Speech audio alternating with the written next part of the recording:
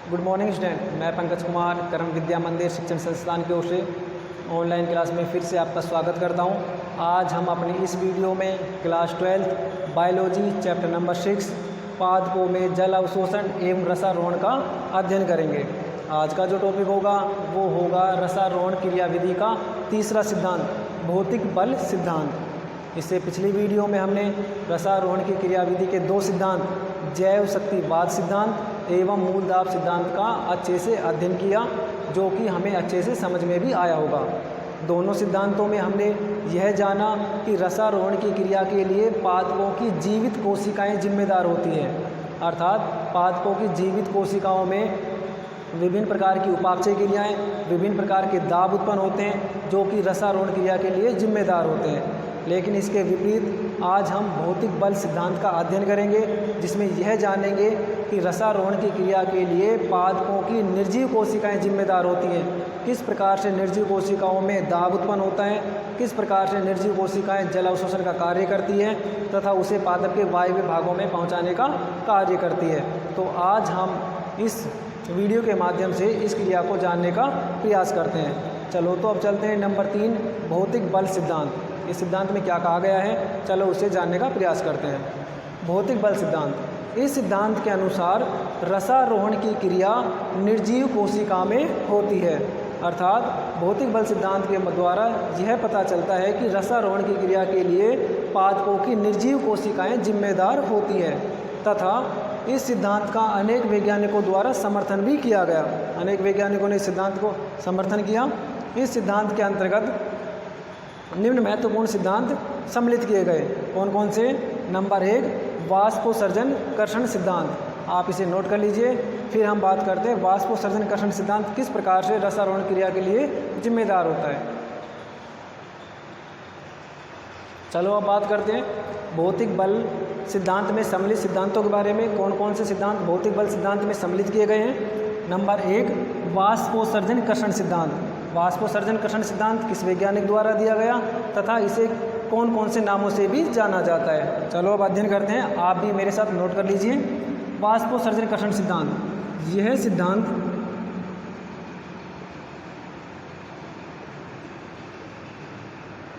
Dixon,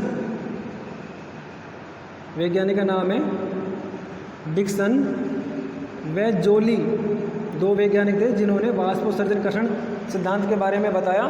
यह सिद्धांत Dixon व जोली नामक वैज्ञानिकों द्वारा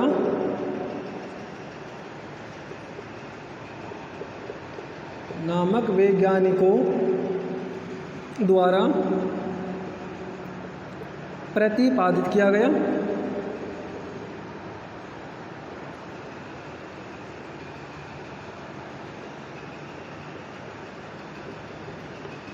जो कि रसारोहण की क्रिया का सर्वमान्य सिद्धांत माना गया। बोर्ड परीक्षाओं में कई बार क्वेश्चन आ चुका है, रसारोहण की क्रिया के लिए सर्वमान्य सिद्धांत कौन सा है, तो आप बता सकते हो वाष्पोत्सर्जन कर्षण सिद्धांत, जो कि भौतिक बल का एक भाग है, प्रतिपादित किया गया, जो कि सर्वमान्य सिद्धांत माना जाता है।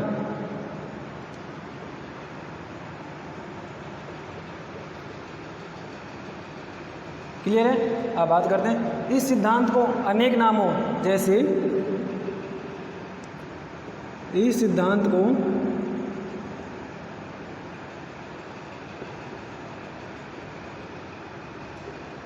अनेक नामों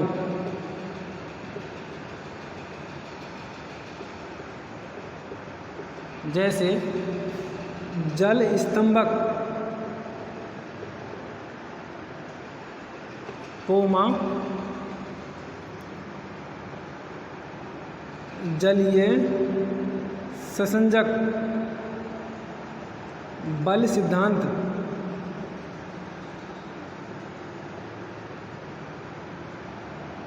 आदि नामों से भी जाना जाता है।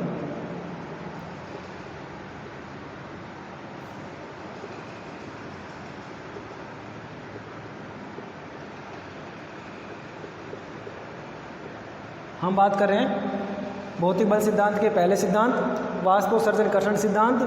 यह सिद्धांत डिक्सन व जोली नामक वैज्ञानिकों द्वारा प्रतिपादित किया गया, जो कि सर्वमान्य सिद्धांत माना गया। इस सिद्धांत को अनेक नामों जैसे जल स्तंभक या जलीय सहसंजक बल सिद्धांत आदि नामों से भी जाना जाता है, तथा इस सिद्धांत में अनेक छोटे छोटे सिद्धांतों को भी सम्मिलित किया गया। अब यहाँ पे आप नोट कर लीजिए, इस सिद्धांत में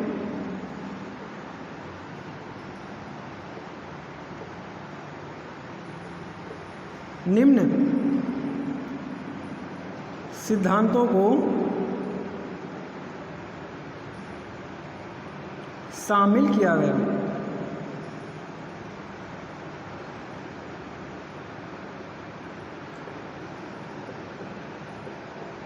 या हम ऐसे भी कह सकते हैं, इस सिद्धांत के अनेक रूप होते हैं। कौन कौन से होते हैं? नंबर 1 वाष्पोत्सर्जन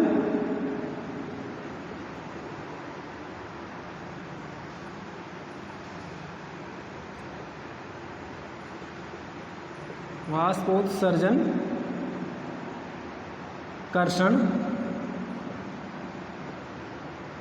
नंबर 2 सहसंजक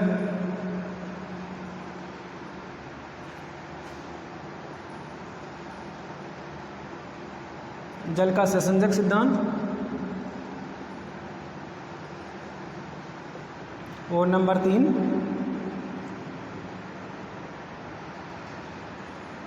जलीय स्तंभक सिद्धांत।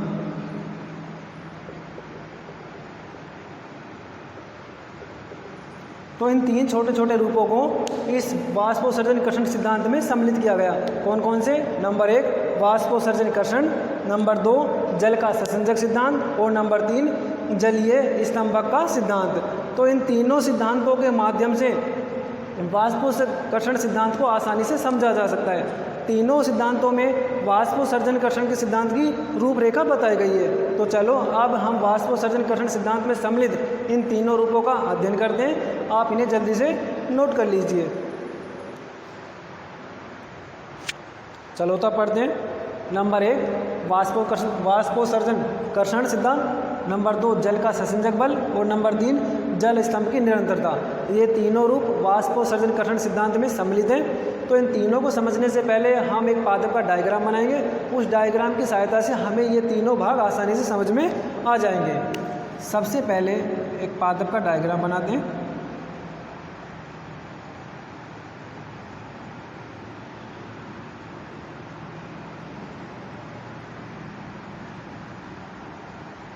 हमने पादप का भाग बनाया जो मृदा के अंदर है। इस प्रकार से हम इसे दिखाने का प्रयास कर रहे हैं। पादप की जड़ें हो,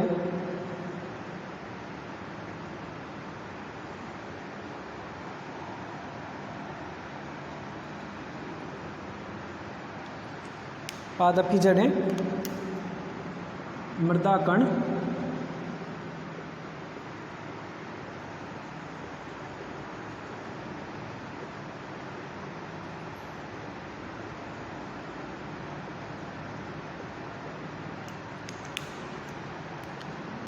मृदा कणों के मध्य जल के अणु।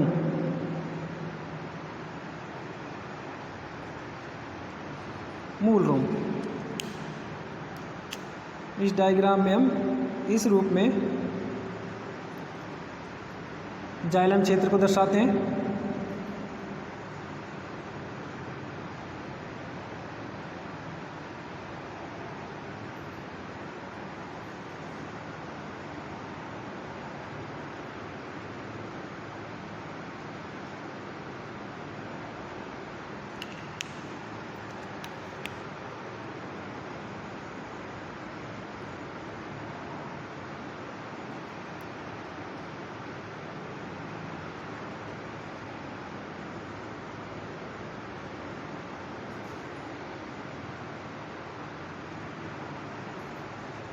पादप पान। हमने एक छोटे से बोर्ड पे पादप का डायग्राम बनाया है। अब इस डायग्राम के माध्यम से हम तीनों सिद्धांतों को समझने का प्रयास करते हैं। डायग्राम में हमने पादप की जड़ों को भी दिखाया है, मृदा कणों के मध्य पादप की जड़ें और मूल रोम जिसके जल के अणु जुड़े हुए हैं। चलो तब इसे नाम लिख देते हैं, पादप पर्ण।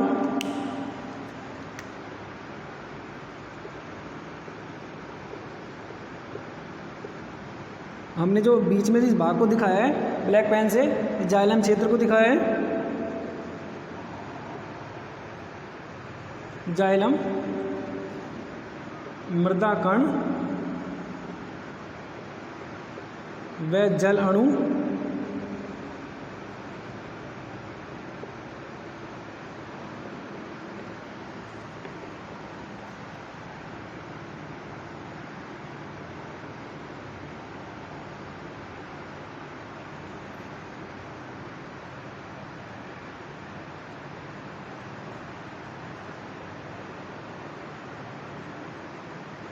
जल के अणु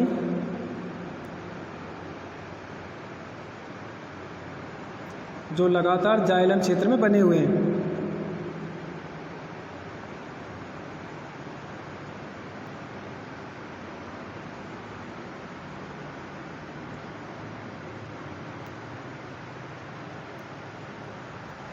चलो तो आप इन तीनों सिद्धांतों को समझने का प्रयास करते हैं। नंबर 1, वाष्पोत्सर्जन कर्षण सिद्धांत। इस सिद्धांत के अनुसार पादपों में लगातार वाष्पोत्सर्जन की क्रियाएं होती रहती हैं।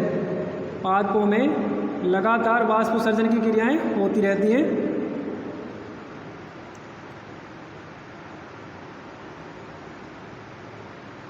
जिसके कारण पादप में उपस्थित जल पर्णरंध्रों से बाहर वाष्पित हो जाता है। अर्थात पादपों में वाष्पोत्सर्जन की क्रिया के दौरान पादप पर्ण में उपस्थित जल वाष्पोत्सर्जन के कारण बाहर निकल जाता है। इस प्रकार से जो भरा हुआ जल पादप पर्ण में वाष्पोत्सर्जन के कारण बाहर निकल जाता है, जिससे पर्ण शिराओं में जल की कमी हो जाती है। वाष्पोत्सर्जन की क्रिया के कारण पादप पर्ण में उपस्थित जल वाष्पोत्सर्जन के कारण बाहर निकल जाता है, वाष्पित हो जाता है, जिसके कारण पर्ण मध्योतक या पर्ण की शिराओं में जल की कमी हो जाती है। इस प्रकार से जल की कमी होगी, पादप पर्ण की कोशिकाओं में जो जल के कॉलम थे वो खाली हो गए। इस जल की कमी को पूर्ति कौन करेगा? इस जल की कमी को पूर्ति कौन करेगा? जाइलम क्षेत्र करेगा। अर्थात जाइलम से लगातार जल पर्ण मध्योतक में आता रहता है, पर्ण की कोशिकाओं में आता रहता है, लेकिन वाष्पोत्सर्जन क्रिया लगातार होती है, जिसके कारण जल के अणु लगातार वाष्पित होते रहते हैं। अब क्या होता है इस प्रकार देखिए, जैसे ही जल के अणु इस पादप पर्ण की कोशिकाओं से वाष्पित होकर बाहर उड़ जाते हैं, तो इसकी पूर्ति जाइलम क्षेत्र द्वारा की जाती है। जब जाइलम क्षेत्र में उपस्थित जल के अणु भी वाष्पोत्सर्जन की क्रिया के कारण अगली कोशिकाओं में अपने जल को प्रवेश करा देते हैं, तो इस क्षेत्र में भी जल की कमी हो जाती है। इस कमी के कारण पर्ण मध्योतक के जाइलम से स्तंभ के जाइलम में एक तनाव उत्पन्न होता है। इस तनाव के कारण ही जाइलम क्षेत्र मृदा कणों से जल को अवशोषित करते हैं। अवशोषित करने के कारण ही लगातार जल पादप पर्ण में बना रहता है। इस प्रकार का अवशोषण सामान्य रूप से वाष्पोत्सर्जन क्रिया के कारण ही हो पाता है। अब इसे अब अच्छे से समझने का प्रयास कीजिए।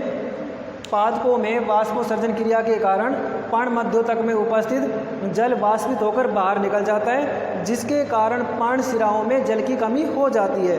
पर्ण शिराओं में जल की कमी को जाइलम द्वारा पूरा किया जाता है। जब जाइलम क्षेत्र में भी जल की कमी हो जाती है, तो जाइलम मूल रोम पर दबाव डालता है और मूल रोम द्वारा मृदा कणों से जल को अवशोषित किया जाता है। लेकिन यह दबाव डाला कैसे जाता है?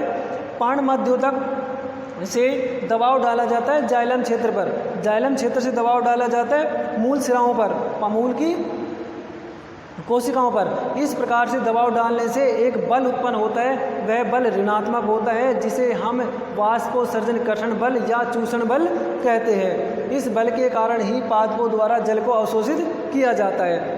अब यहाँ से पर्ण मध्योतक से लेके जाइलम क्षेत्र तक एक स्तंभक, एक कर्षण बल उत्पन्न होता है। इस बल को पूरा करने के लिए लगातार मृदा कणों से जल को अवशोषित किया जाता है। अर्थात यह बल ऋणात्मक होता है, जो पर्ण मध्योतक से लेकर जाइलम क्षेत्र की ओर लगाया जाता है। इस बल को वाष्पोत्सर्जन कर्षण कहते हैं। लगातार वाष्पोत्सर्जन क्रिया होती है, जिसके कारण पादप पर्ण से जल वाष्पित होकर बाहर निकल जाता है। इस वाष्पित हुए जल की पूर्ति जाइलम क्षेत्र से की जाती है। पर्ण मध्योतक एवं जाइलम क्षेत्र में हुई जल की कमी या विसरण दाब न्यूनता को पूरा करने के लिए एक बल या तनाव उत्पन्न होता है। वह बल या तनाव वाष्पोत्सर्जन कर्षण कहलाता है। वाष्पोत्सर्जन कर्षण तनाव ऋणात्मक होता है जो कि पर्णमध्योतक से जाइलम क्षेत्र तक लगाया जाता है। जाइलम क्षेत्र के कारण उत्पन्न इस बल से ही मृदा कणों से जल को अवशोषित किया जाता है। ये तो हो गया वाष्पोत्सर्जन कर्षण का सिद्धांत। अब हम बात करते हैं नंबर 2, जल का ससंजक बल। अब जल का ससंजक बल क्या होता है? जब वाष्पोत्सर्जन की क्रिया लगातार होती रहती है तो जल के अणु पादप कोशिका से बाहर निकलते रहते हैं। इस कॉलम को पूर्ति कौन करता है? जाइलम क्षेत्र करता है। जाइलम क्षेत्र में जल आता कहाँ से? मूल रोमों से आता है। मूल रोमों में जल आता कहाँ से? मृदा कणों से आता है। तो जल के कर्षण बल के कारण ही, उस ऋणात्मक दाब के कारण ही, उस चूषण दाब के कारण ही जल के समान अणु के मध्य एक तीव्र बल कार्य करता है। अर्थात जल के समान अणुओं को जोड़ने के लिए एक तीव्र बल कार्य करता है। उस बल को हम जल का ससंजक बल कहते हैं। अर्थात जल के समान अणु, जल का सूत्र, इन दोनों के मध्य सहसंजक बल पाया जाता है। इस बल को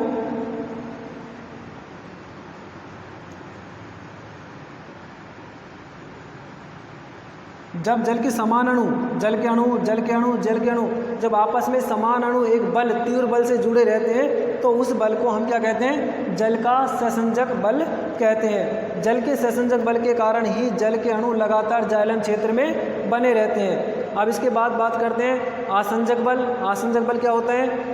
पादप की कोशिका भित्ति और जल अणुओं के जाइलम क्षेत्र के मध्य, पादप की कोशिका भित्ति और जाइलम क्षेत्र के मध्य जो बल पाया जाता है वो कहलाता है आसंजक बल। सहसंजक बल और आसंजक बल के कारण ही जल के अणु पादप में लगातार बने रहते हैं। जिस प्रकार से एक मोटर नली में या पाइप नली में पानी का बहाव लगातार होता रहता है, उसी प्रकार पादप कोशिका में भी सहसंजक बल के कारण पानी का बहाव लगातार होता रहता है। अब उसके बाद आता है जल स्तंभ की निरंतरता। जल स्तंभ की निरंतरता का मतलब होता है जब जाइलम क्षेत्र के कॉलम लगातार बंधे रहते हैं, सहसंजक बल के कारण लगातार बनते रहते हैं, तो उस सिद्धांत को हम कहते हैं जल स्तंभ की निरंतरता का सिद्धांत। अर्थात जाइलम क्षेत्र का एक कॉलम खाली होने के पश्चात उसे भरने के लिए जाइलम का दूसरा कॉलम अपने जल को इस क्षेत्र में प्रवेश करा देता है। इस प्रकार से लगातार जल के अणु इस कॉलम को भरते रहते हैं, जिससे कि जल का बहाव पादप के वायव्य भागों में होता रहता है। ये सारे जो रूप हैं वो निर्भर करते हैं पादपों की वाष्पोत्सर्जन क्रिया पर। अब हम कह सकते हैं भौतिक बल सिद्धांत में सम्मिलित वाष्पोत्सर्जन कर्षण सिद्धांत मुख्य रूप से वाष्पोत्सर्जन क्रिया पर निर्भर होता है। पादपों में लगातार वाष्पोत्सर्जन क्रिया के कारण जल की हानि होती है। उस जल की हानि को पूर्ति करने के लिए पादप के पर्ण से लेकर जाइलम क्षेत्र तक एक तनाव उत्पन्न होता है। वह तनाव वाष्पोत्सर्जन कर्षण कहलाता है। यह तनाव ऋणात्मक होता है जो पादप पर्ण के जाइलम क्षेत्र से स्तंभ के जाइलम क्षेत्र तक उत्पन्न होता है। इसके कारण जल स्तंभ में निरंतरता बनी रहती है जो ससंजक एवं असंजक बल के रूप में दिखाई देती है। तो इस प्रकार से भौतिक बल सिद्धांत कंप्लीट होता है। आपको भौतिक बल सिद्धांत अच्छे से समझ में आया होगा। अब आप तीनों सिद्धांतों का अध्ययन अच्छे से कीजिए। लगातार हमारे इस चैनल को देखते रहिए। चैनल को लाइक करें, सब्सक्राइब करें और कमेंट भी ज़रूर करें। धन्यवाद।